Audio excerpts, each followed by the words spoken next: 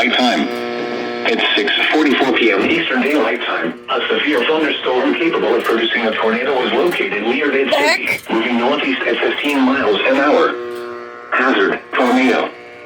Source, oh my God, the first location. alert of the day! Impact. Flying debris will be dangerous to those caught without shelter. Whoa! Mobile homes will be damaged or destroyed. Damage to roofs, windows, and vehicles will occur. Tree damage is likely.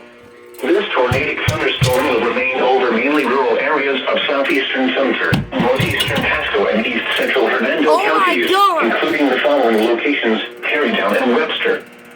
Take cover now. Move to an interior room on the lowest floor of a sturdy building. Avoid windows. If you are outdoors, in a mobile home, or in a vehicle, move to the closest substantial shelter and protect yourself from flying debris. Repeating, a tornado warning has been issued until 7:15 p.m. Eastern Daylight Time for the following county: Pasco, Florida. How?